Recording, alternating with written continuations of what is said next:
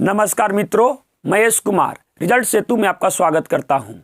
SSC GD के लिए हम लोग प्रीवियस ईयर प्रश्नों को सोल्व कर रहे हैं, जिसमें से 2021 में पूछे हुए एक और प्रीवियस ईयर प्रश्नों को सोल्व कर रहे हैं, जिसमें से ये 25 प्रश्नों का सोल्व सीरीज होगा।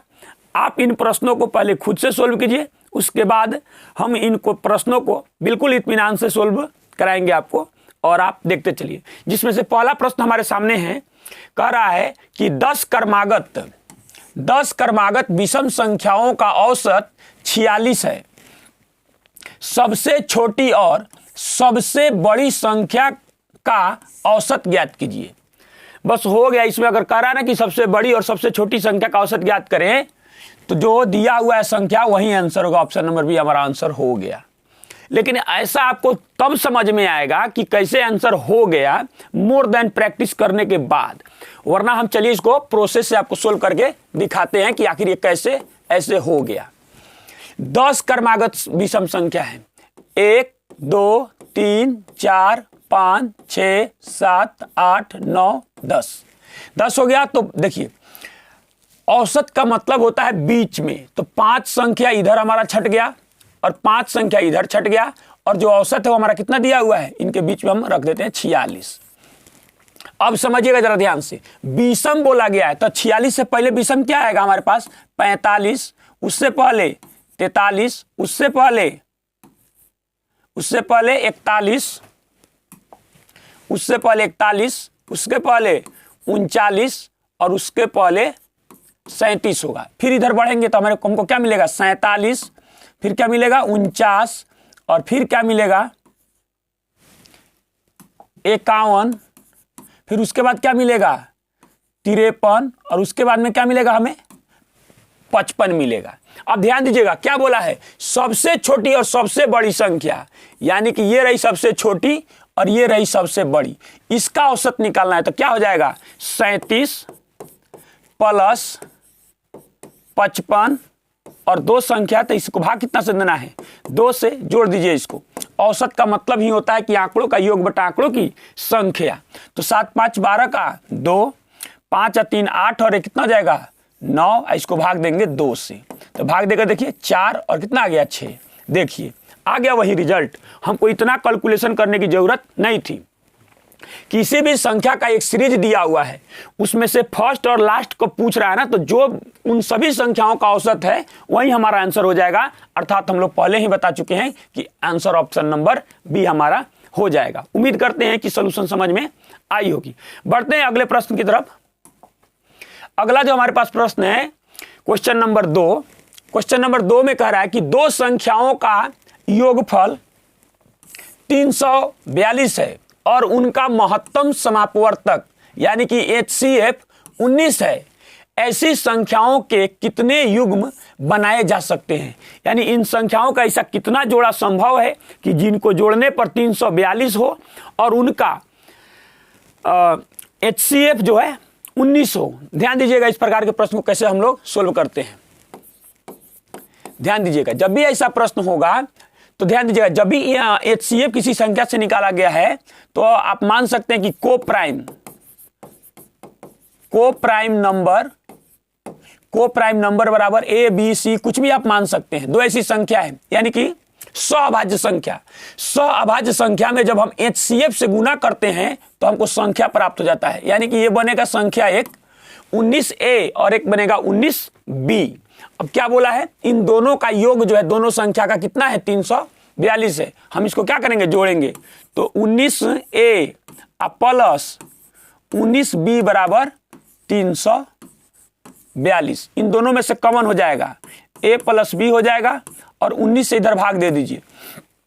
तो जब हम लोग इसमें भाग देंगे 19 से तो कितना जाएगा, 19 एकम 19, अलग भाग दे देते हैं। 342 भाग 19, 19 दूना 38 तो जाएगा नहीं, 19 से कम 19, तो कितना आ जाएगा यहाँ पर हमारे पास 14 5, और यहाँ कितना आ जाएगा हम लोग के पास, ये बन गया 2 में से गया तो 1, और यहाँ पे आ गया 2। 8 9 72, यानी कि 19 8 152, और ये कितना बार में कट रहा है, कैंसिल हो जाएगा। अब ध्यान दीजिएगा, यानी कि 18 बार में कट रहा है। आ गया यहां पर 18, इसको मिटाते हैं, ये हो गया हमारा 18। अब ध्यान दीजिएगा, ये जिस रूप में है उसी रूप में इसको तोड़ना है, तो क्या आएगा हमारे पास 1 और कितना 17, उसके बाद में 2 और 16, फिर उसके बाद में 3 और कितना 15, उसके बाद में 4 और कितना 14, उसके बाद में 5 और कितना 13, उसके बाद में 6, उसके बाद में 12, उसके बाद ये टूटेगा 7 और कितना 7 और 11, उसके बाद में टूटेगा 8 और 10 में टूटेगा, और फिर एक और हो जाएगा कितना, यहां लिख देते हैं 9 और 9 में टूटेगा। देखिए इसमें से वही पेयर, वही जोड़ा संभव है, वही पास होगा जिसका को प्राइम नंबर 1 हो, यानी कि 2 या 2 से अधिक संख्याएं जिनका HCF 1 हो, को प्राइम नंबर कहलाता है। तो 1 और 17 का HCF जो होगा हमारा 1 होगा, तो एक जोड़ा संभव है। 2 और 16 का HCF कितना होगा 2 होगा, तो यह फेल हो जाएगा। उसके बाद में 3 और 15 का HCF कितना होगा, तो 3 होगा, तो ये भी हमारे सामने फेल हो जाएगा। 4 और 14 का HCF कितना होगा 2 होगा, वो भी फेल कर जाएगा। 5 और 13 ये पास हो जाएगा। 6 और 12 ये भी फेल कर जाएगा। 7 और 11 ये पास कर जाएगा, और ये भी हमारा फेल कर जाएगा। 8 और 10 और 9 9 तो कहना ही नहीं है। जितना में सही का टिक लगा हुआ है उतना पास करेगा, यानी कि 3 जोड़ा संभव है। ऐसे कितने युग्म बनाए जा सकते हैं, तो 3 बनाए जा सकते हैं, अर्थात ऑप्शन नंबर ए हमारा आंसर हो जाएगा। चलिए अगले प्रश्न की तरफ बढ़ते हैं। अगला जो हमारे पास प्रश्न है क्वेश्चन नंबर 3। क्वेश्चन नंबर 3 में कहता है कि एक वस्तु को 242.50 रुपया में बेचने पर 3% की हानि होती है। यदि वस्तु को 13% के लाभ पर बेचा जाए तो विक्रय मूल्य क्या होगा।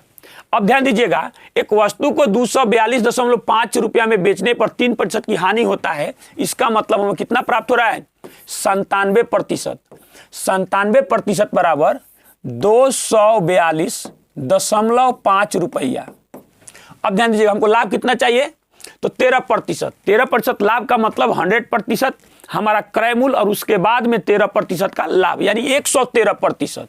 तो ध्यान दीजिएगा, सीधा एक के बार में लिखते हैं कि 113%, यानी कि ये हमारा क्या है एसपी, यानी कि सेलिंग प्राइस या विक्रय मूल्य आप कह सकते हैं। तो ये हो जाएगा 242.5, उसके बाद में भाग बनेगा 97, और उसके बाद आ जाएगा हमारे पास 113 में गुना कर देंगे। अभी इसका कैलकुलेशन करने के बाद जो हमारे पास रिजल्ट आएगा वही हमारा आंसर हो जाएगा। अब ध्यान रखिएगा, इससे इसको हटाइएगा तो यहां गुना में क्या बन जाएगा, बटा में 10। अब जरा ध्यान देते हैं कि यह किससे यह हमारा वैल्यू कट रहा है।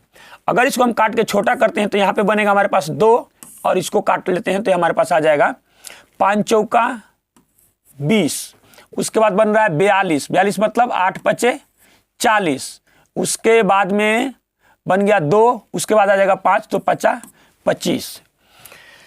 उसके बाद में जरा ध्यान दीजिए तो इसमें कौन सा कॉमन है जिससे ये कट जाए, कौन सा कॉमन है इसमें ताकि ये हमारा कट जाए। देख लेते हैं, 7 पचे 35 लगता तो है, इससे ये कट जाएगा, और 5 या 15 कट रहा है। ध्यान दीजिएगा, इससे कितना बार में कट रहा है, ये कट रहा है हम लोग का 5 बार में कट रहा है। एक बार चेक कर लेते हैं।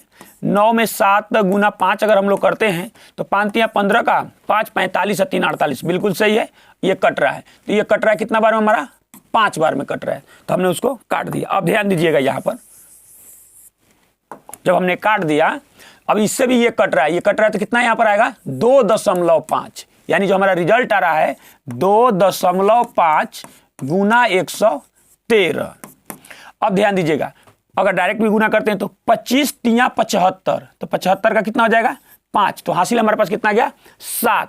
उसके बाद में 25 से कम 25 और 7 कितना हो जाएगा 32, कितना हो जाएगा 32 का 2 तो हासिल कितना 3, और 25 और 3 कितना हो जाएगा 28, और एक अंक के बाद दशमलव है तो यहाँ पर हम क्या करेंगे दशमलव दे देंगे।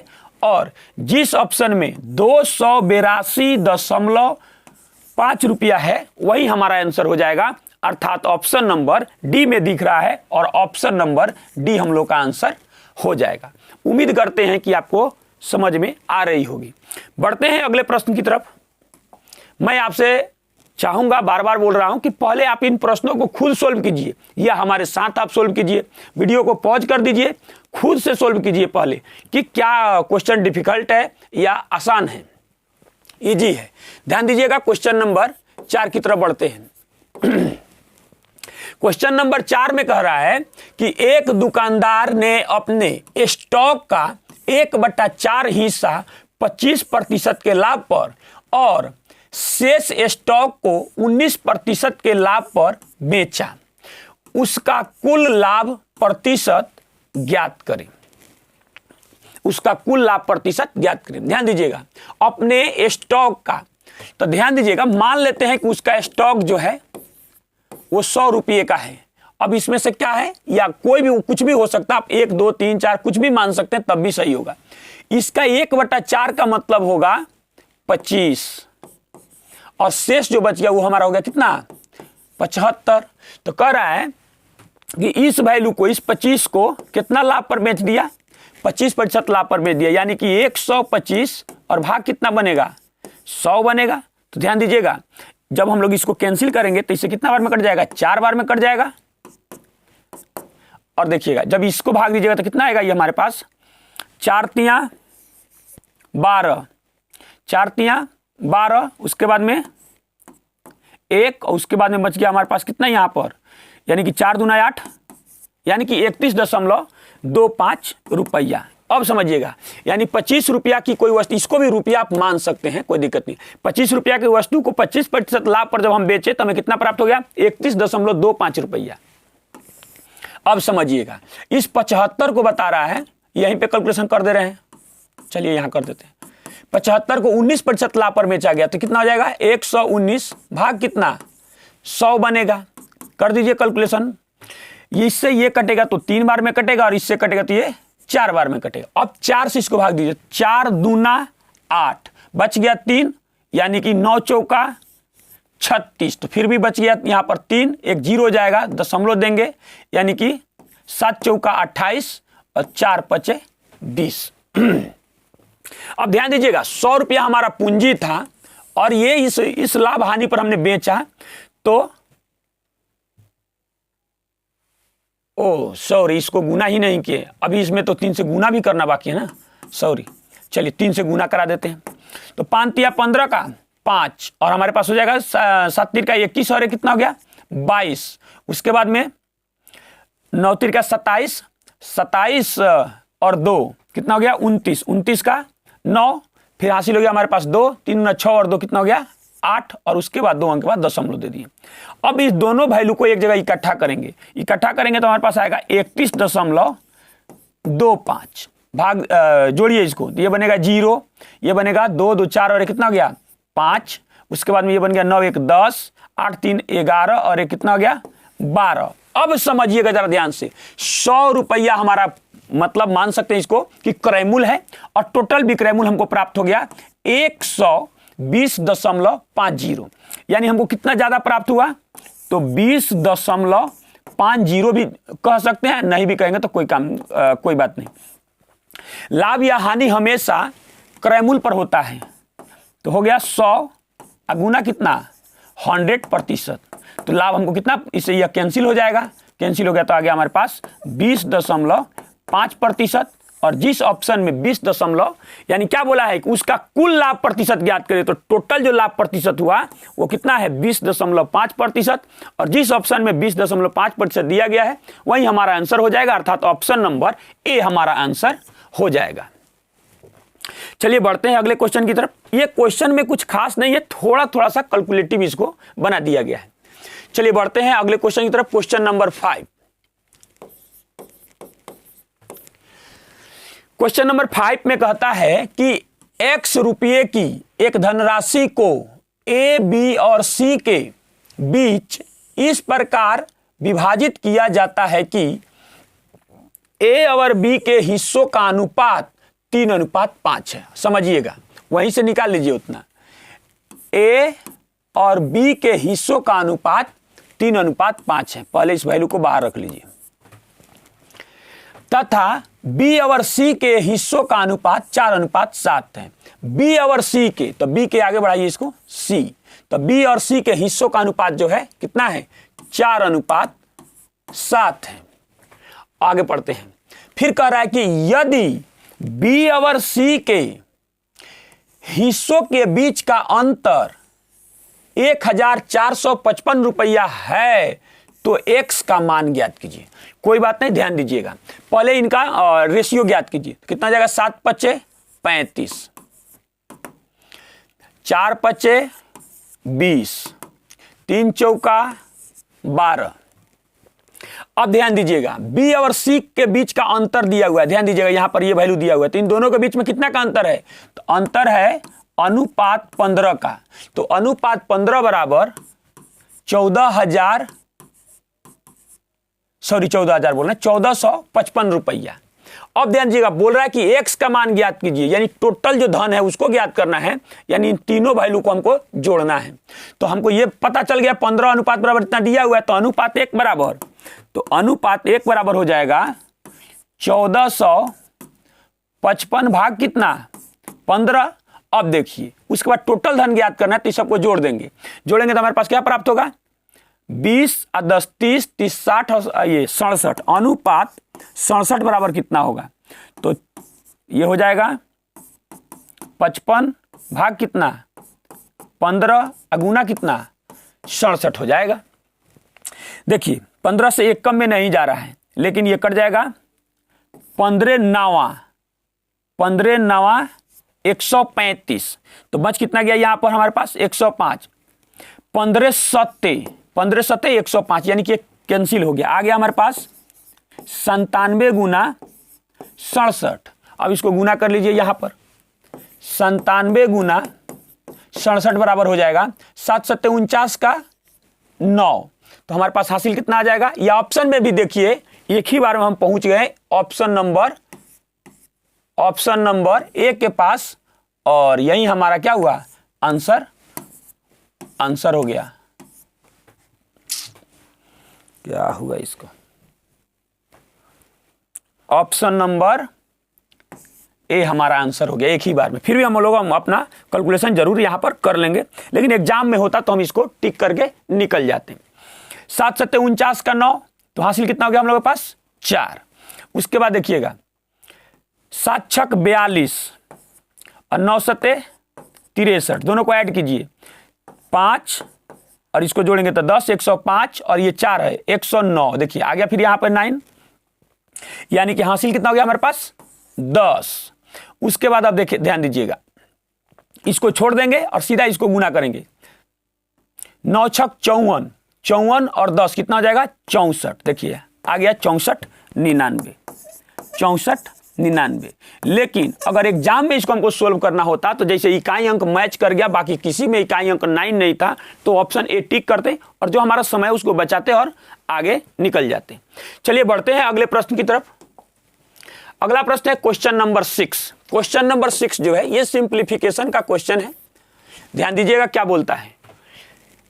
सबसे पहले हम लोग जानते हैं, कह रहा है कि दिए गए मतलब यानी यहां तक का मान ज्ञात कीजिए। तो सबसे पहले हम लोग जानते हैं कि का की क्रिया करते हैं। तो यहां पर हम लोग जब का की क्रिया करेंगे तोड़ ही देते हैं। देखिएगा 5, उसके बाद में भाग है तो भाग दिए, उसके बाद में बड़ा कोष्ठ है तो वो भी दिए, और इस क्रिया को हम पहले ही कर लेते हैं। तो कितना आ जाएगा, 6 दूना 12। उसके बाद में प्लस का चिन्ह है तो प्लस दीजिए, और बाकी कैलकुलेशन इसके अंदर ही हम लोग कर लेंगे। ध्यान दीजिएगा, जैसे गुना करेंगे इसको तो हमारे पास क्या प्राप्त होगा, 5 × 15। अब 15 ये बाटा में जाएगा, यानी 3 × 7, अब भाग बन जाएगा यहाँ पर 15। तो इससे कैंसिल हो रहा है, तो फिर कितना जाएगा हमारे पास 5, यानी 7/5 कितना आ गया, 7/5 ऐसे बन गया। अब बस कर दीजिए कैलकुलेशन, तो गुना करेंगे तो कितना हो जाएगा इसमें, 60 और 7 67, 5 भाग 67 भाग 5 बनेगा। अब ये वैल्यू फिर हमारा उलट जाएगा, 5 × 5 भाग 67 बनेगा, अर्थात गुना कराइए कितना बनेगा, 25 और भाग कितना 67, और जिस ऑप्शन में 25 भाग 67 दिया गया है, वही हमारा आंसर हो जाएगा, अर्थात ऑप्शन नंबर बी हमारा आंसर हो जाएगा। देखिए इस क्वेश्चन में ना थोड़ा सा अगर सावधानी बरतिएगा तो बहुत जल्दी इसका आंसर आप प्राप्त कर सकते हैं। बढ़ते हैं अगले प्रश्न की तरफ। अगला प्रश्न है हमारे पास क्वेश्चन नंबर 7। क्वेश्चन नंबर 7 में कहता है कि दो संख्याएं एक तीसरी संख्या से क्रमशः 8% और 28% अधिक है। 8% और 28% अधिक है, उन दोनों संख्याओं का अनुपात कितना है? अब ध्यान से समझिएगा, दो संख्याएं एक तीसरी संख्या से, तो मान लीजिए कि ये एक संख्या है, ये दूसरी संख्या है और एक तीसरी संख्या है। तो कह रहा है कि तीसरी संख्या से 8% अधिक है और 28% अधिक है। मान लेंगे इसको, इसी को मान लेंगे 100, ताकि इसका परसेंटेज निकालने में हमारे लिए आसान होगा।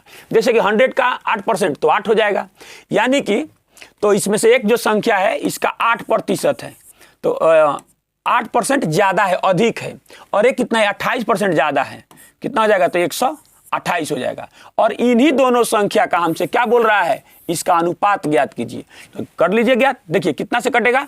4 से अगर हम इसको काटते हैं तो हमारे पास आएगा 100 और 2 कितना हो जाएगा? यानी कि 25 और 2 27, और यहाँ कितना जाएगा? 7 और 25 32। यानी कि जिस ऑप्शन में 27:32 दिया गया है वही हमारा आंसर हो जाएगा, अर्थात ऑप्शन नंबर ए हमारा आंसर हो जाएगा। ये सब बेसिक क्वेश्चन होते हैं, इस प्रकार के क्वेश्चन आसानी से सोल्व हो जाने चाहिए। बढ़ते हैं अगले प्रश्न की तरफ। अगला जो हमारे पास प्रश्न है क्वेश्चन नंबर 8। क्वेश्चन नंबर 8 में कह रहा है कि एक व्यक्ति अपने घर से निकलकर 4 किलोमीटर प्रति घंटा की चाल से चलते हुए अपने कार्यालय को जाता है और 2 किलोमीटर प्रति घंटा की चाल से वापस लौटता है। यदि उसे आने और जाने में 6 घंटा लगते हैं तो उसके घर और कार्यालय के बीच की दूरी कितनी है? अब ध्यान दीजिएगा, एक व्यक्ति अपने घर से निकलता है और अपने कार्यालय को पहुंचता है। मान लीजिए कि ये उसका घर है और ये उसका ऑफिस है, ये उसका हाउस है और ये उसका ऑफिस है।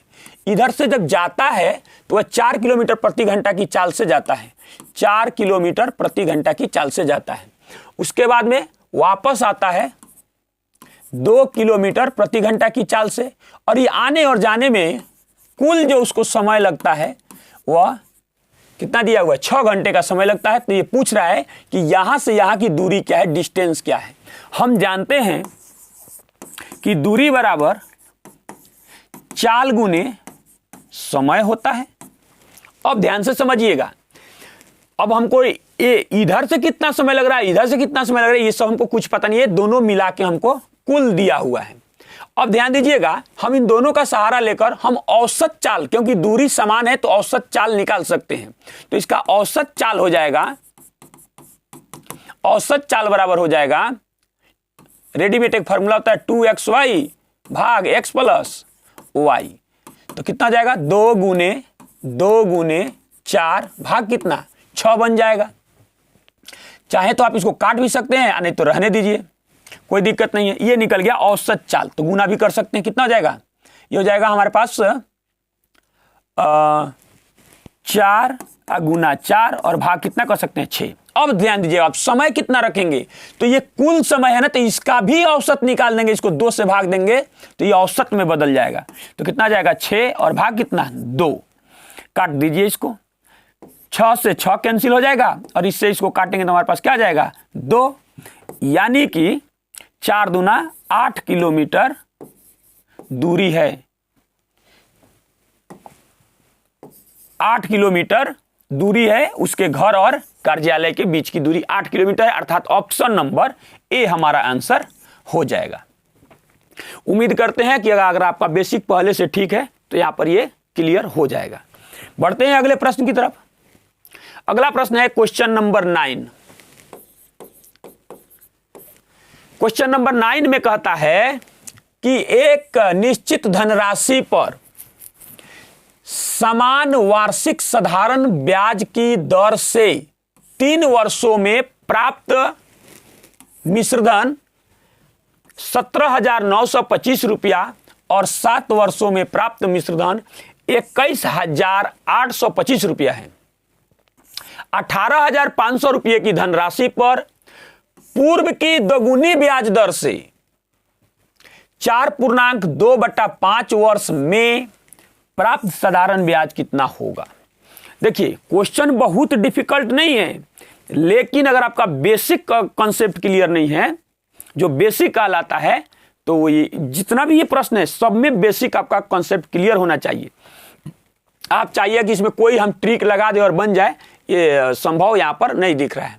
ध्यान दीजिएगा, अब कह रहा है कि 7 वर्षों में मिश्रधन कितना हो गया है।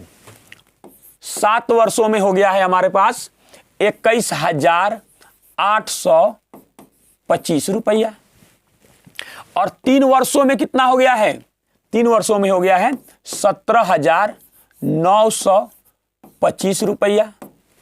तो ध्यान दीजिएगा, इनमें गैप कितना का है, 4 साल का, यानी कि 4 साल में जो ब्याज है, साधारण ब्याज है, तो इसके अंतर से निकल जाएगा। तो कितना प्राप्त हुआ, तो 5 में से 5 गया तो 0, 2 में से 2 गया तो कितना गया 0, 18 में से 9 गया तो कितना गया हमारे पास 9, उसके बाद ये बन गया हमारे पास 0, तो इसमें से एक दाएं लेंगे 10, यानी कि आ गया कितना 3, 3900।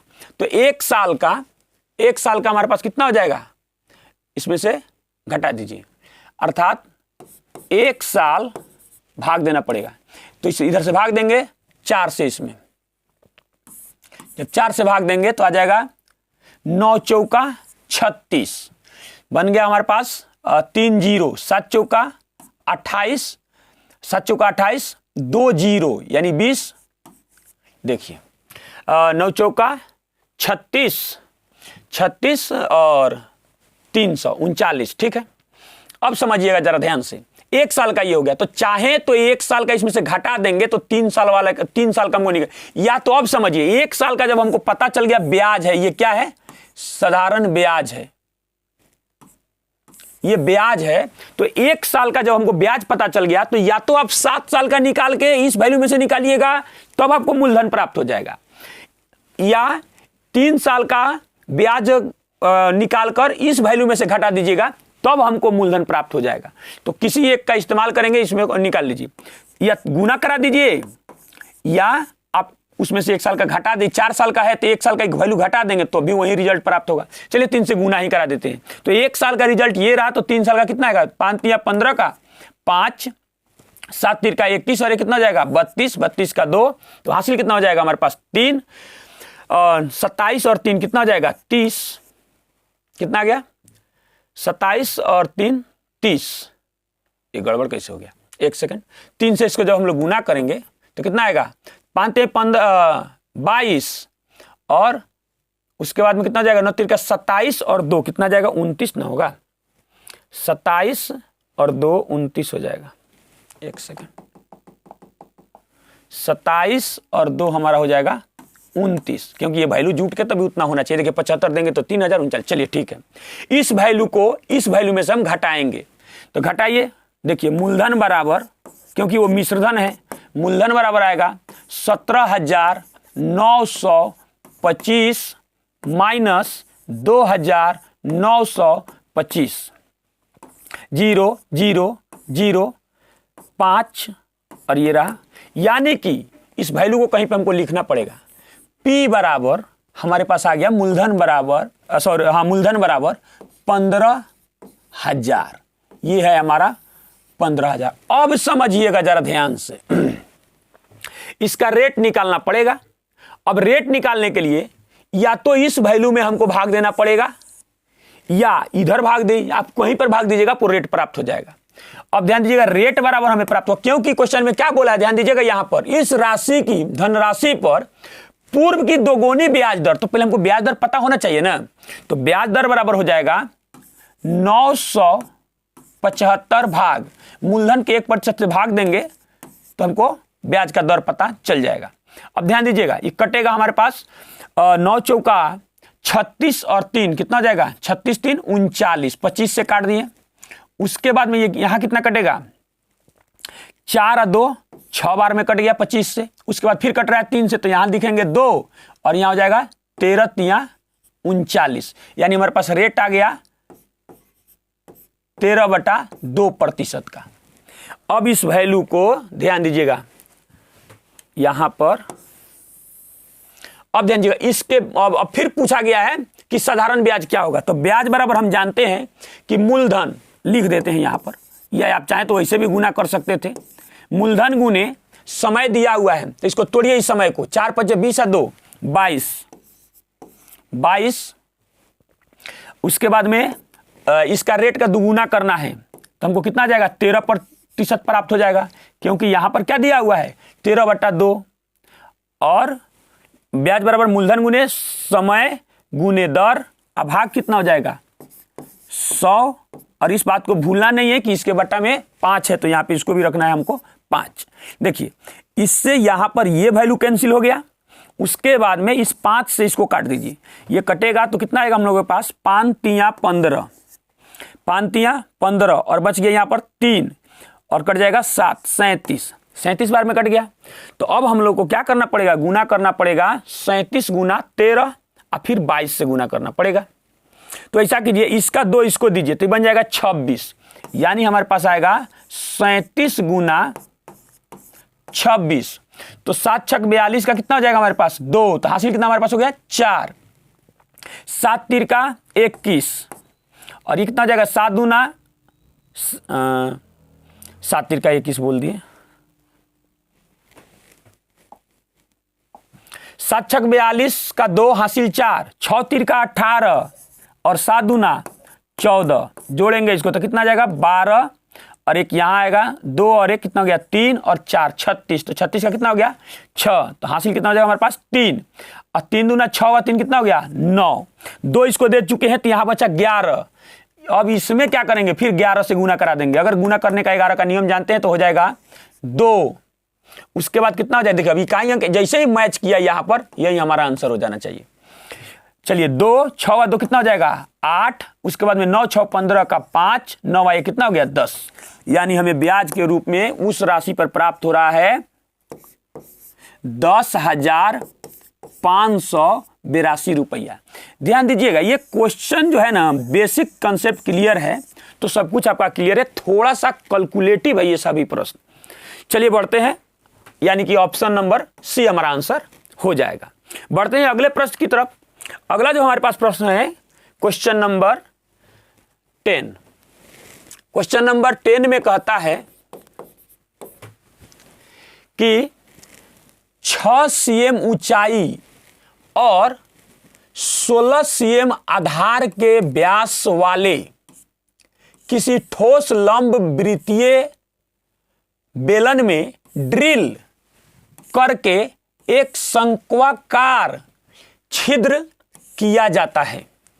शंकु की ऊंचाई और आधार का व्यास बेलन की ऊंचाई और आधार के व्यास के बराबर है।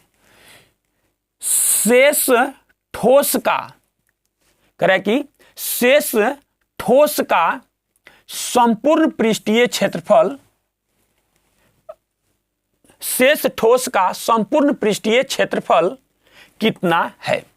ध्यान दीजिएगा, कह रहा है कि एक हमारे पास लंब वृत्तीय बेलन है, तो ध्यान दीजिएगा यहां से इसके अंदर एक लंब वृत्तीय ड्रिल से शंक्वाकार छेद किया जा रहा है इसमें, तो इसमें हमारे पास बनेगा, हमारे पास ये बनेगा।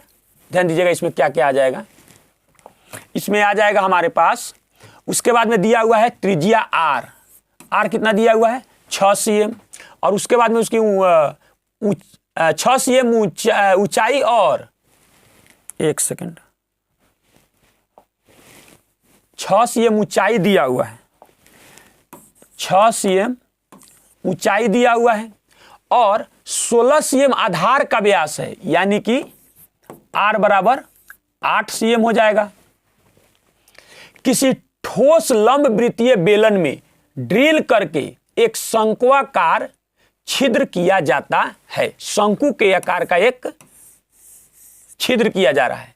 तो कह रहा है किया जाता है, तो कह रहा है कि आधार का व्यास बेलन की ऊंचाई और आधार के व्यास के बराबर है।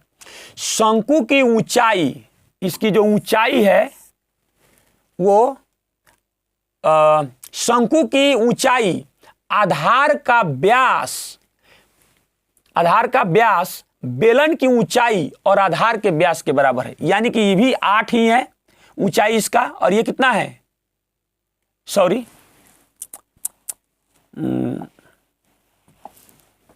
कैसे गड़बड़ कर दे रहे हैं, ये ऊंचाई इसका 6 ना, ये 6 है और ये भी 8 ही है, सॉरी। अब ध्यान दीजिएगा, तो जब क्वेश्चन कह रहा है यह एक बेलन हो गया, तो यहां से इसके अंदर का जो बात कर रहा है, इसके अंदर का बात कर रहा है, इसके अंदर का छोटा बन गया, अंदर का बात कर रहा है। जब इस प्रकार का एक शंकु के आकार का, जब इसके अंदर एक ड्रिल मशीन से इसको कह रहा है कि ये बनाया जाएगा, इसमें के अंदर होल किया जाएगा, तो ध्यान दीजिएगा एक शंकु के आकार का एक पृष्ठ बन गया यहाँ पर, फिर ये पूरा इस इधर से इस साइड इसका वक्र पृष्ठ, और उसके बाद में ये वैल्यू ठोस का बचा हुआ है। तो कह रहा है कि इसका जो पूछ रहा है शेष ठोस का संपूर्ण पृष्ठीय क्षेत्रफल कितना होगा। तो ध्यान दीजिएगा ये कितना होगा हम बता देते हैं आपको। पहले तो एक ऊपर ही जो ये वैल्यू आप यहाँ पर ये देख रहे हैं, यहाँ पर एक वृत्त है, तो ये वृत्त बनेगा, तो इसका क्षेत्रफल कितना हो जाएगा, पाई r स्क्वायर प्लस इसके अंदर जो आप देख रहे हैं, इसके अंदर जो देख रहे हैं एक शंकु, इसका ये संपूर्ण पृष्ठीय क्षेत्रफल, इसका संपूर्ण नहीं सॉरी, इसका पृष्ठीय क्षेत्रफल कितना बनेगा, पाई r l होता है। अब प्लस, अब समझिएगा ये जो हमारे पास बेलन है, इसका वक्र पृष्ठ का सतह कितना होता है, ये होता है 2 पाई r h होता है। अब समझिएगा इस वैल्यू को इसी में क्या करना है, रखना है हम लोगों को। तो देखिएगा इस सब में से हम कॉमन ले सकते हैं, पाई, ऑप्शन हमारा पाई में दिया हुआ भी है, पाई और r को हम कॉमन ले सकते हैं, तो यहां बचेगा r, फिर यहां क्या बच रहा है l, और यहां बच रहा है हमारे पास पाई r कॉमन ले लिए तो यहां बच गया 2h। अब समझिएगा जरा ध्यान से, यहां पर तो पाई का तो पाई रख दिए, उसके बाद में r के जगह पर हम कितना रख देंगे, 8 रख देंगे, यहां पर भी 8 रख देंगे, उसके बाद में यहां पर 6 रख देंगे, लेकिन l के जगह पर क्या रखेंगे तो इसको निकालना पड़ेगा। ध्यान दीजिएगा यहां से कितना आ जाएगा, ये 10 आएगा। अगर आप ट्रिपलेट जानते हो तो ये निकल जाएगा, और नहीं जानते हैं तो आप इसको निकाल सकते हैं कि h बराबर √b square plus b square plus h square कह सकते हैं, सॉरी p स्क्वायर कह सकते हैं, कोई दिक्कत इसमें नहीं। अगर ट्रिपलेट याद है, हम इसलिए हम चाह रहे हैं कि जल्दी से उसको सोल्व कर पाए। तो कितना आ गया, ये 10 आ गया, तो रख दीजिए यहाँ पे 10। अब ध्यान दीजिएगा इसको जोड़िए, कितना होता है 6 दूना 12, 12 8 20 और 10 कितना हो गया 30, और 30 में गुना करेंगे तो 8 3 का 24, 240 पाई cm स्क्वायर। जिस ऑप्शन में दिया गया है वही हमारा आंसर हो जाएगा, अर्थात ऑप्शन नंबर बी हमारा आंसर हो जाएगा। चलिए अगले प्रश्न की तरफ बढ़ते हैं। अगला जो हमारे पास प्रश्न है क्वेश्चन नंबर 11। क्वेश्चन नंबर 11 क्या कहता है जरा देखते हैं। कह रहा है कि 2800 रुपये मूल्य वाले जूतों की एक जोड़ी पर एक जूता कंपनी 25% और 42% की 2 क्रमिक छूट देती है। जूतों की जोड़ी का अंतिम विक्रय मूल्य कितना होगा। कोई बात नहीं, ध्यान दीजिएगा, इसको बनाने के लिए कई तरीके हैं। इसमें से एक बिल्कुल सिंपल, देखिए 2800 उसका मूल्य है, तो एक बार 25% का छूट दिया, 25% का छूट दिया तो बचा कितना 75% हमको देना पड़ेगा। लेकिन फिर इस पर भी एक और छूट है, ये क्रमिक छूट कहलाता है। 42% का छूट दिया तो हमारे पास बचा कितना 58%। 58 भाग कितना हो जाएगा 100। इसको कैलकुलेट कर देंगे, हमारे पास आंसर आ जाएगा। ध्यान दीजिएगा, 00 से 00 कैंसिल हो गया, 25 तिया 75 तो 25 चौका 100 हो गया। फिर इससे कितना बार में कट जाएगा 7 बार में कट जाएगा, तो 7 तीर का कितना हो जाएगा 21 और गुना कितना 58। ध्यान दीजिएगा जैसे गुना करेंगे 8, कहीं पे इकाई स्थान पे है, बिल्कुल 2 जगह पे है। देखिए सबसे पहले इससे इसमें गुना कीजिए तो कितना आ जाएगा हमारे पास 8, उसके बाद में 21 गुने कितना है 58, 8 हो गया। उसके बाद में ये हमारा गुना होता बाहर से बाहर और अंदर से अंदर, ऐसे तो कितना हो जाएगा 8 दूना 16, 16 और 5 कितना हो जाएगा 23, तो 23 का कितना आ जाएगा हमारे पास 8 दूना 16, हाँ ठीक है 8 दूना 16, 4 20 और 21 ना हो रहा है, सॉरी 21 का कितना हो जाएगा 1, तो हासिल कितना हो गया हमारे पास 2। उसके बाद ये सिर्फ बाहर से बाहर गुना हो जाएगा, फिर अब एक बार इससे इसमें गुना होता है तो कितना हो जाएगा 5 दूना 10 और 2 कितना हो जाएगा 12, यानी कि उसका मूल्य जो बच के आ गया हमारे पास कितना आ गया 1218 रुपया। 2 बार क्रमिक छूट देने के बाद 1218 रुपया उसका अंतिम विक्रय मूल्य बच रहा है। आप इसको भी गुना कीजिएगा तो कितना आ जाएगा 1218 रुपया, और जिस ऑप्शन में 1218 रुपया दिया गया है वही हमारा आंसर हो जाएगा। आप इस क्वेश्चन को पहले खुद से जरूर बनाइए, ऑप्शन नंबर ए हमारा आंसर हो जाएगा। बढ़ते हैं अगले प्रश्न की तरफ, क्वेश्चन नंबर 12। ध्यान दीजिएगा क्वेश्चन नंबर ये 12 है, क्वेश्चन नंबर 12 है, ये नंबर दिया गया है यहां पर, ध्यान दीजिएगा क्वेश्चन का नंबर है। ध्यान दीजिएगा क्या कहता है, कह रहा है कि P किसी कार्य के 1/3 भाग को 6 दिनों में पूरा कर सकता है। अब समझिएगा P 1/3 काम को 6 दिन में पूरा कर रहा है, तो एक काम को कितना दिन में पूरा करेगा, तो ये इसमें जाके गुना हो जाएगा, तो कितना हो जाएगा हमारे पास 18 दिन में। ये होता है यानी कि भाग वर्क बराबर टाइम होता है। यहां पर वर्क का मतलब होता है टोटल काम नहीं, यहां पर इसका मतलब होता है भाग या हिस्सा, जो भी आप इसको कहना चाहते हैं कह सकते हैं। यानी कि 1/3 भाग काम करने में 6 दिन लगता है, तो एक भाग काम को कंप्लीट करने में कितना टाइम लगेगा, तो इधर बाकी सबको इस साइड आप भेज दीजिए, जो भी वैल्यू यहां पर आपका बचता है वो हमारा क्या हो जाएगा, एक काम को करने में लगने वाला दिन हो जाएगा। तो 36 का 18, यानी P को कितना समय लग रहा है 18। ऊपर हमेशा आप समझते हैं कि हम बार बार टाइम लिखते हैं, नीचे को लिखेंगे जो इफिशियंसी होगा हमारा। चलिए आगे बढ़ते हैं। कह रहा है कि Q उसी काम के 1/4 भाग को 9 दिनों में करता है, तो सीधा कितना हो जाए 9 चौका 36, यानी Q को कितना समय लग रहा है 36 दिनों का समय लग रहा है। कह रहा है यदि दोनों एक साथ कार्य करते हैं और उन्हें कुल मिलाकर 210 रुपये का अग्रिम भुगतान किया जाता है, तो Q को कितने रुपया मिलेगा। बहुत आसान है, जितना आपकी काम करने की क्षमता है, इफिशियंसी है, उसी के अनुसार आपको पैसा मिलता है, और जितना दिन काम करिएगा उसके अनुसार पैसा मिलता है। तो साथ मिलकर काम समाप्त किया है, लेकिन दोनों में सेम डे है ना, तो सिर्फ इफिशियंसी से आप निकाल सकते हैं। 18 दूना 36, 36 से कम 36, ये इफिशियंसी इसका तय हो गया। अब समझिएगा साथ मिलकर बोला उन्होंने कुल, यदि दोनों एक साथ कार्य करते हैं और अंतिम दिन तक काम किया हुआ है, ये नहीं पूछ रहे कितना दिन में काम समाप्त हुआ या कितना दिन हुआ, तो वो बात खत्म हो गया। तो 2 और 1 कितना हो गया 3, यानी कि अनुपात 3 बराबर 210 रुपया, तो अनुपात 1 बराबर 70 रुपया, यानी कि किसका अनुपात 1 है। अगर Q के बारे में पूछा गया तो अनुपात 1, अब पूछता कि P को कितना रुपया मिला तो अनुपात 2, तो कितना हो जाएगा 7 दूना 14, 140 रुपया। लेकिन हमसे पूछा गया यानी कि इसके Q के बारे में, यही है Q, और जिस ऑप्शन में 70 रुपया दिया गया है वही हमारा आंसर हो जाएगा, अर्थात ऑप्शन नंबर ए हमारा आंसर हो जाएगा।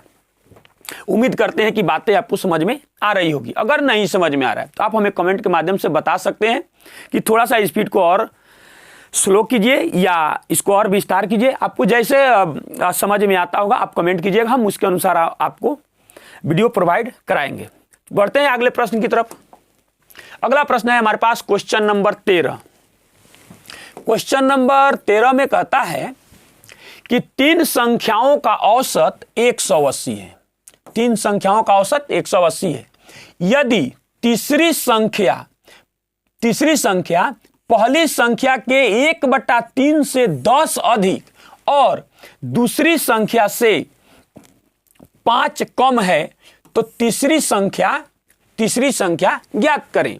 ध्यान से समझिएगा, ये रही पहली संख्या, ये रही दूसरी संख्या और ये रही हमारे पास तीसरी संख्या।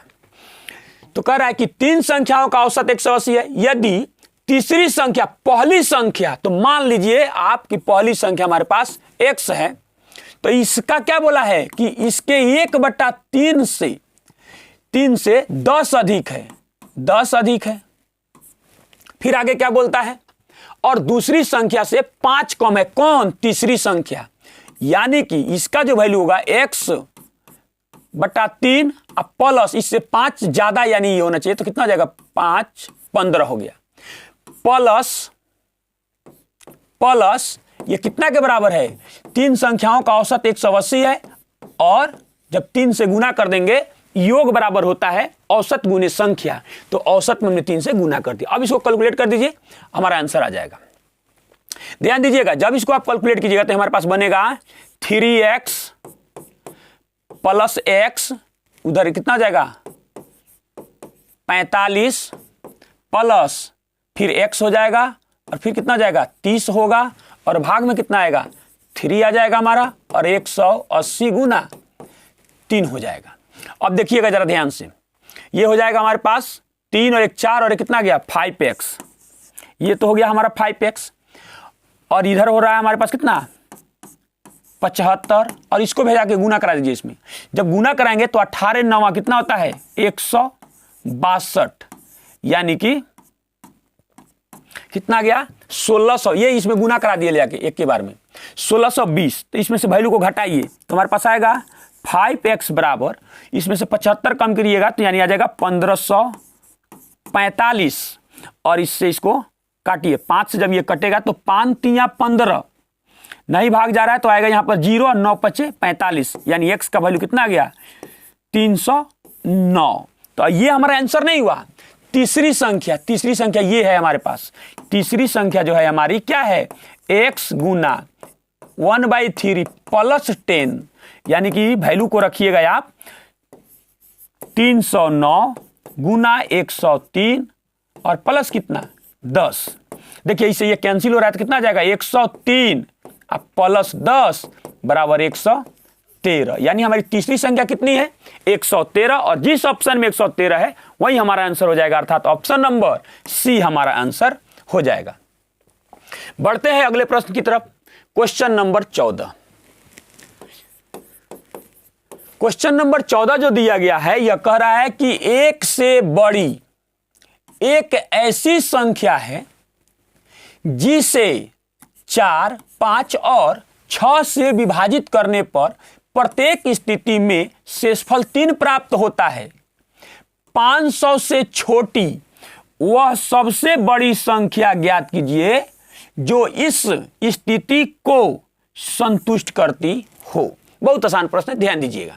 यानी कि सबसे पहले 4 5 और 6 का क्या ज्ञात करेंगे एलसीएम। इसका एलसीएम कितना हो जाएगा हमारे पास 3 गुना 2 गुना 2 गुना 5, अर्थात कितना आ जाएगा 60। क्या बोला है हर हाल में इसमें 3 शेष को क्या करेंगे हम लोग जोड़ देंगे।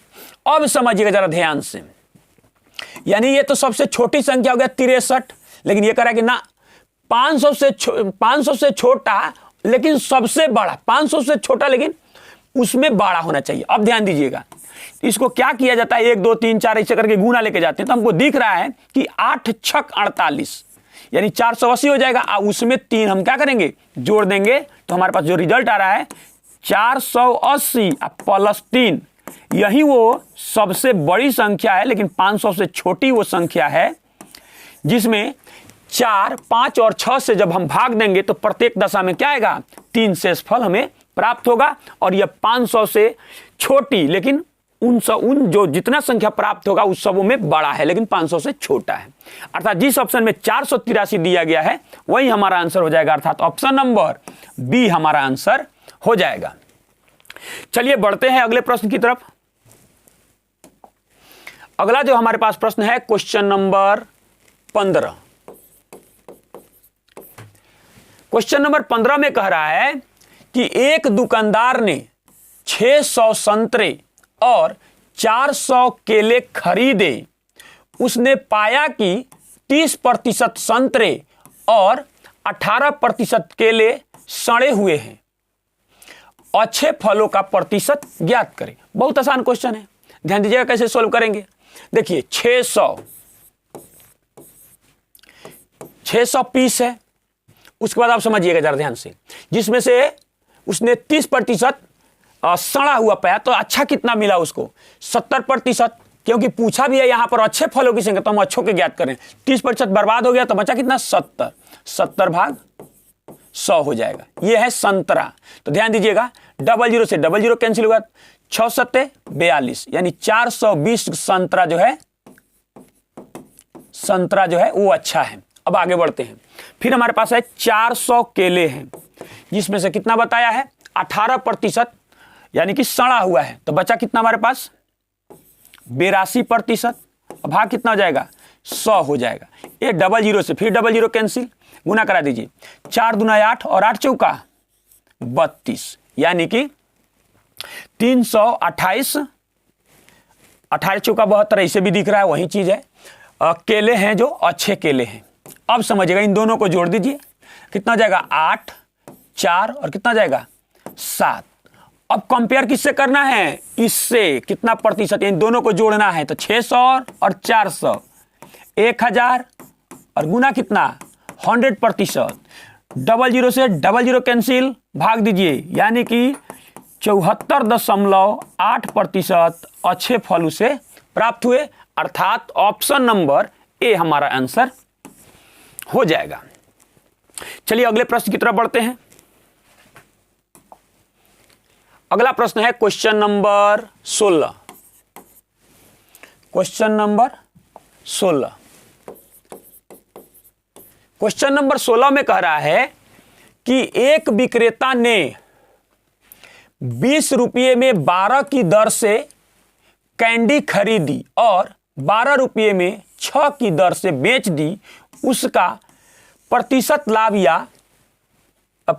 लाभ या हानि ज्ञात करिए। बहुत आसान है, ध्यान दीजिएगा। 20 रुपया में कितना खरीदा है? 12 खरीदा है। उसके बाद में ध्यान दीजिएगा, 12 रुपया में कितना बेचा है? 6 बेचा है। अब या तो इधर से इधर गुना करा दीजिए, 2 उपाय है, ऐसे भी बन जाएगा।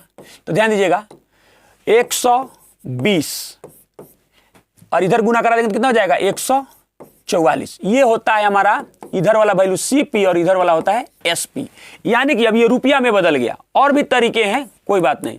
120 रुपया की वस्तु खरीद कर आप 144 रुपया में बेच दिए।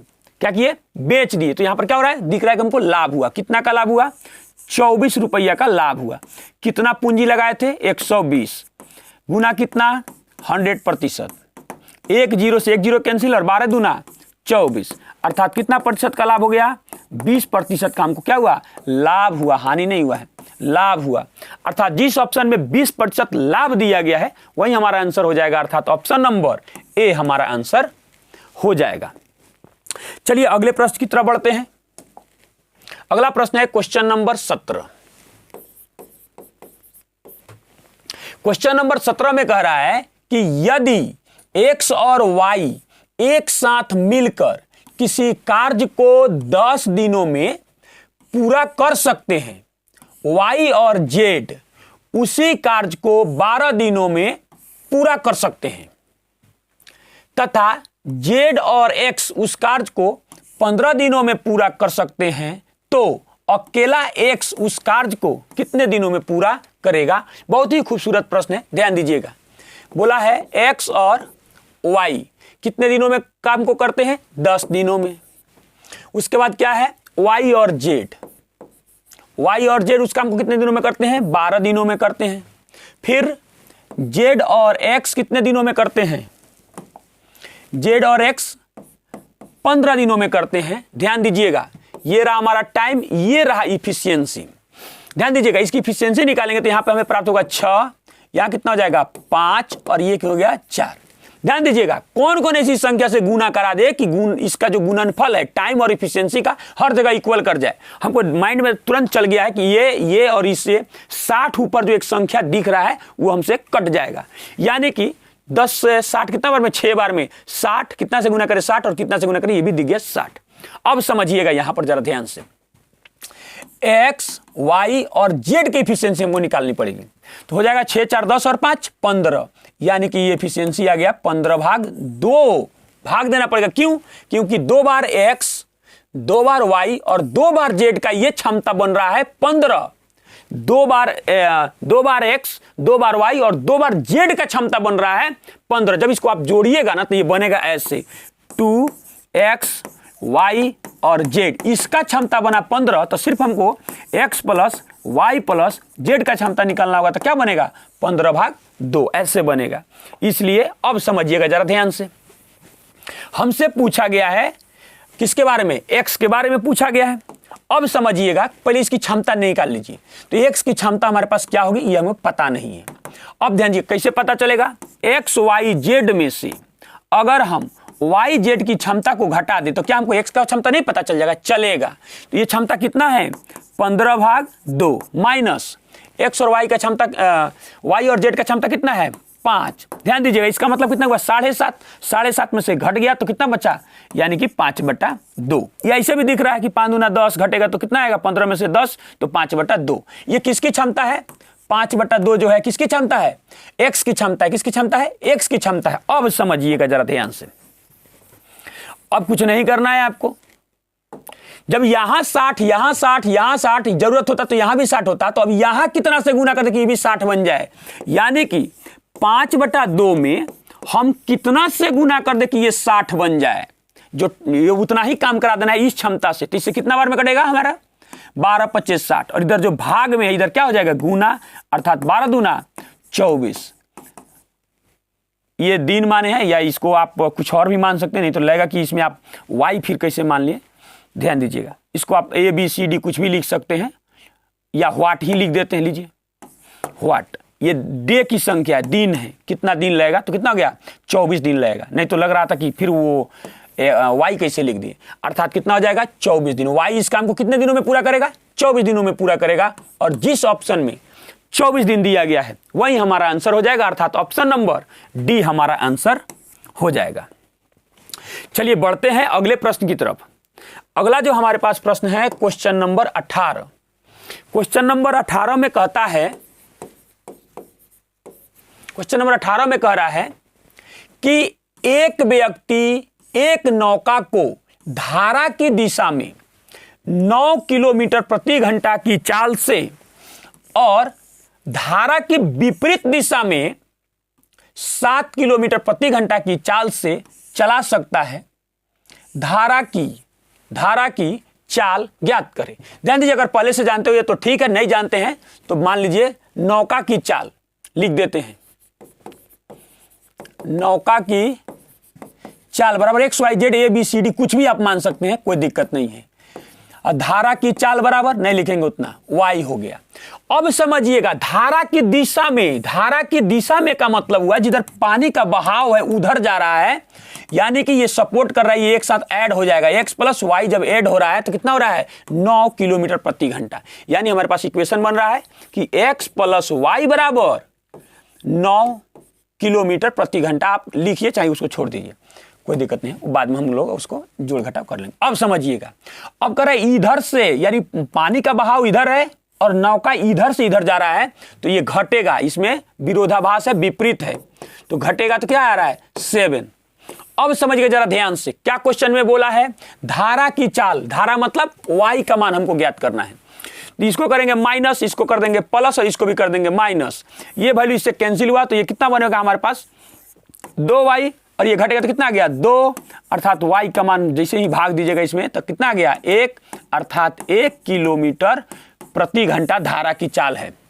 अर्थात जिस ऑप्शन में 1 किलोमीटर प्रति घंटा दिया गया है वही हमारा आंसर हो जाएगा, अर्थात ऑप्शन नंबर ए हमारा आंसर हो जाएगा। चलिए अगले प्रश्न की तरफ बढ़ते हैं, क्वेश्चन नंबर 19।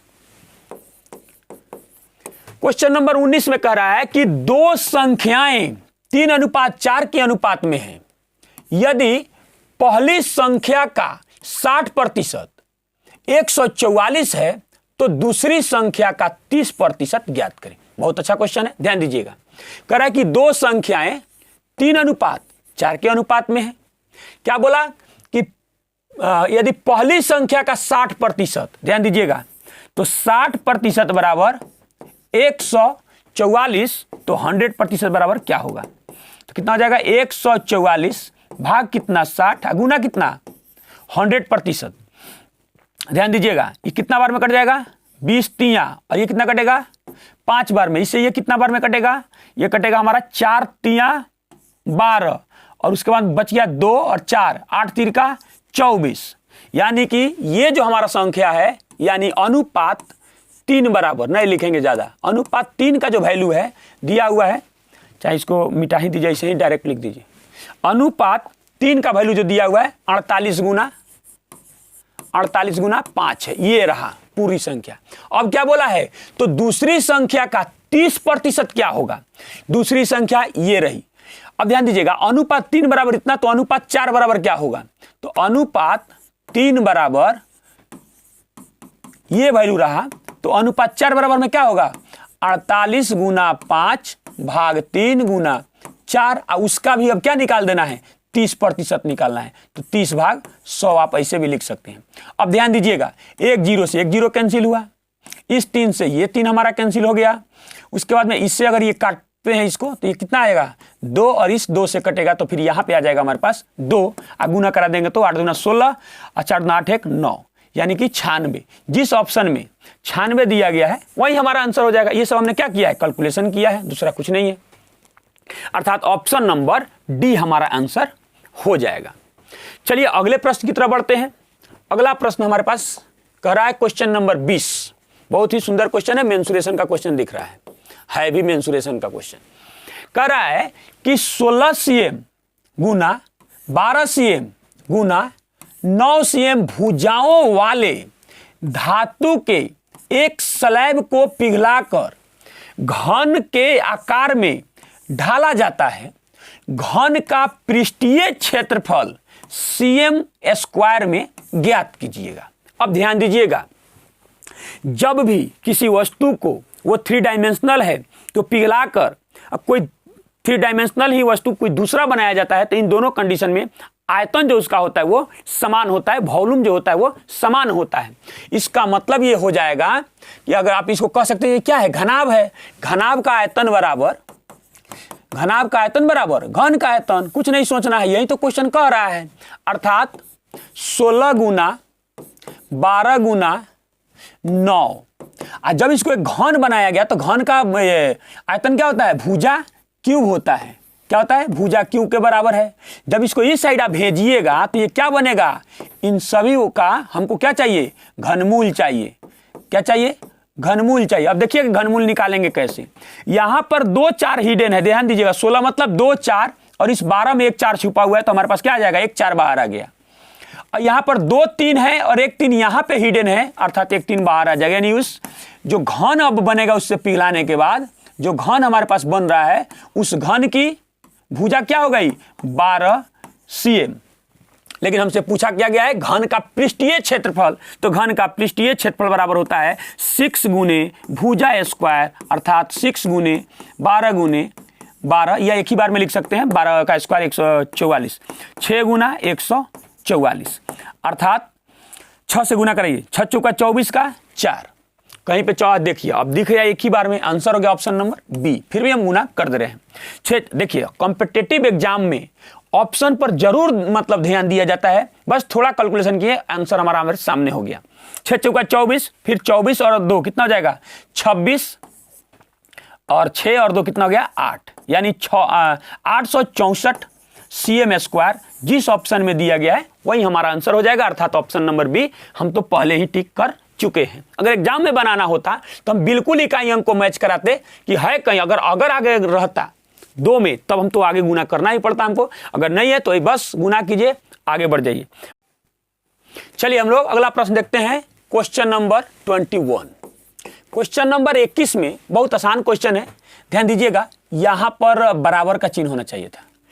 यदि a बाई बी बराबर 7/5 है, तो मतलब वैल्यू को ज्ञात करना है। ध्यान दीजिएगा, ये रहा a का वैल्यू और ये रहा हमारे पास b का वैल्यू, अर्थात वैल्यू रखिए 5 गुना a की जगह पर कितना रख देंगे 7 प्लस 4 गुना कितना 5, फिर उसके बाद में अनुपात 5 गुना 7 माइनस 4 गुना 5 कर देंगे, हो गया।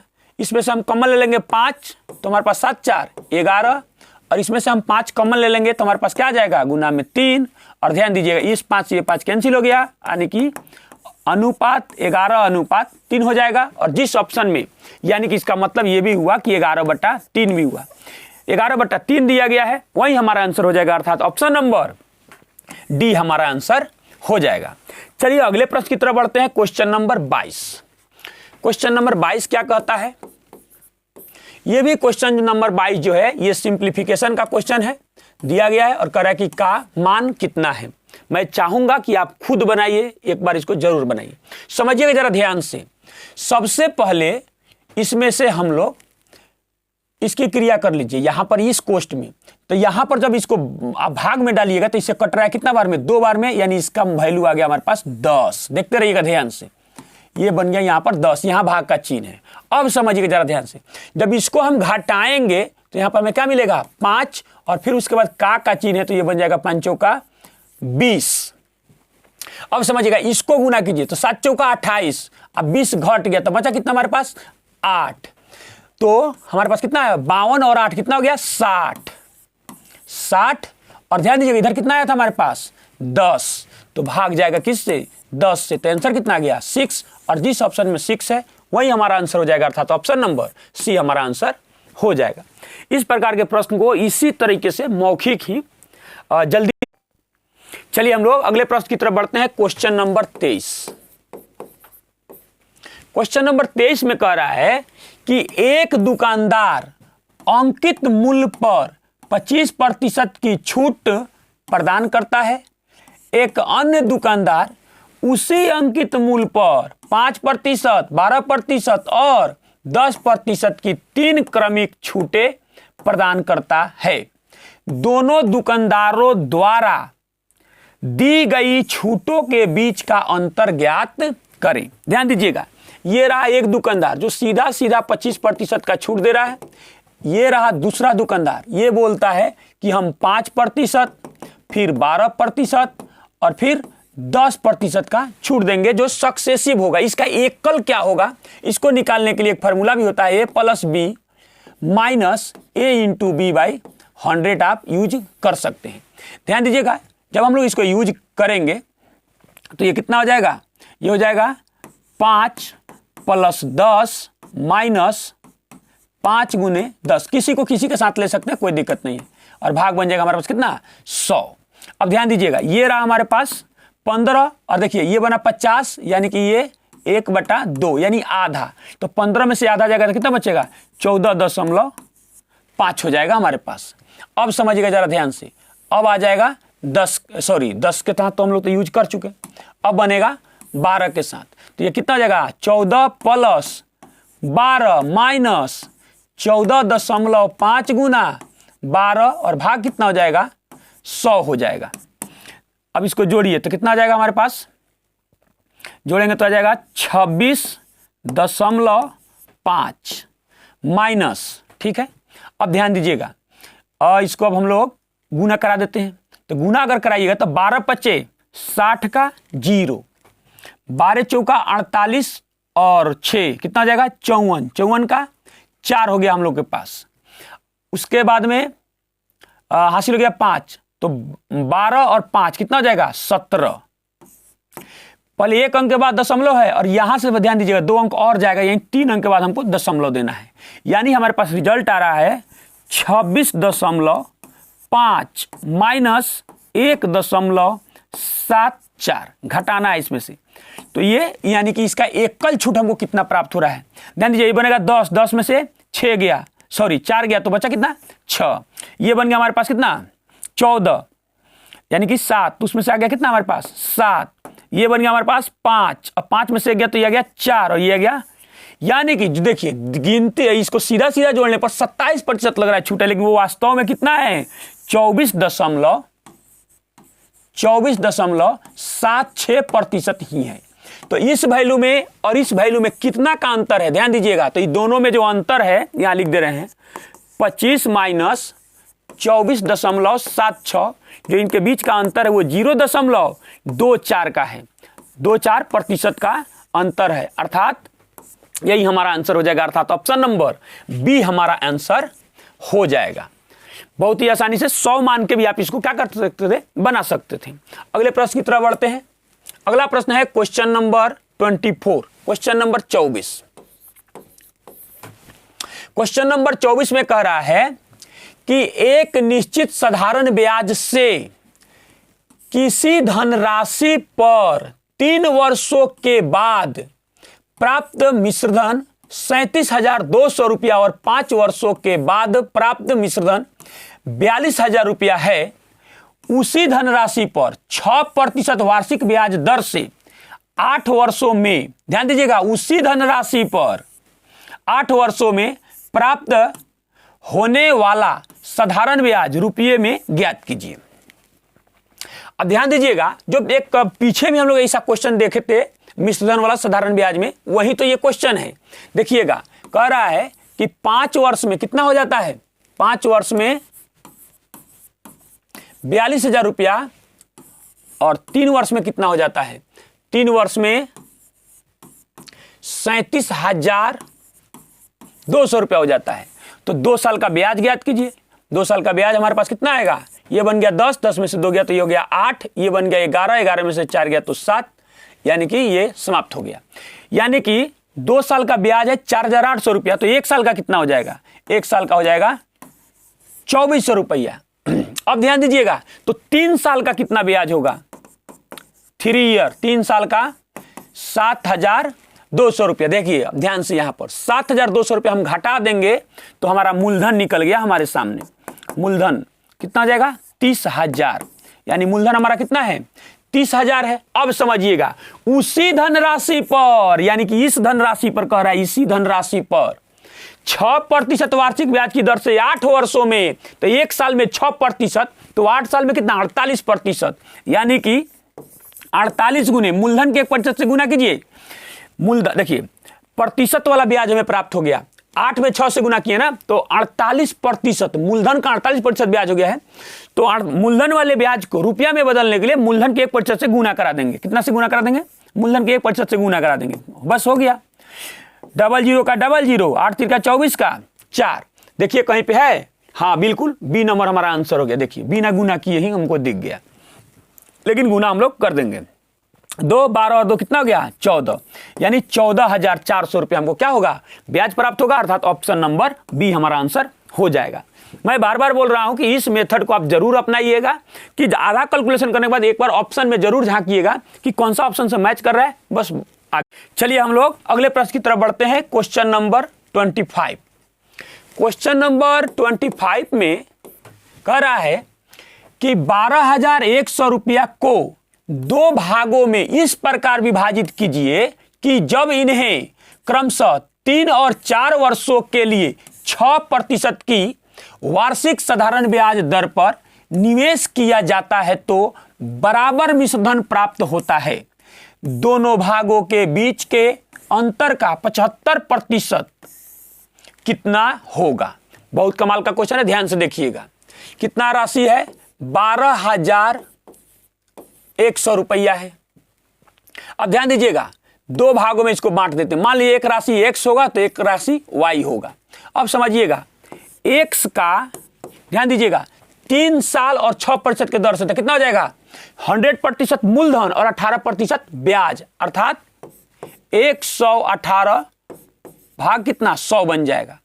बराबर होना चाहिए y गुने कितना 6 चौका 24, यानी कि 124 भाग कितना 100। ध्यान दीजिएगा, ये दोनों मिश्रधन बन गया अब, और दोनों इक्वल भी होना चाहिए, तो यहां तो इससे कैंसिल हो जाएगा ये। उसके बाद में इसको काट दीजिए, जब ये कटेगा तो 2 से कट रहा है, यानी बन रहा है 59, और यहां कितना बन रहा है हमारे पास 62, अर्थात x अनुपात y बराबर जब वो वैल्यू प्राप्त होगा कितना हो जाएगा 62 और अनुपात 59 हो जाएगा। अब ध्यान दीजिएगा, ये दोनों वैल्यू को जोड़िए, यही जो वो क्या निकल के आ गया हमारे पास, धन आ गया, दो भागों में बंटा हुआ, अर्थात जब जोड़ेंगे तो कितना हो जाएगा 9 2 11 अनुपात 9 2 11 6 5 11 और ये कितना हो जाएगा 12, यानी 100 अनुपात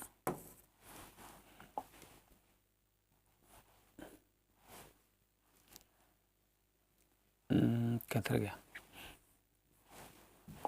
अनुपात 121 बराबर कितना 12,100।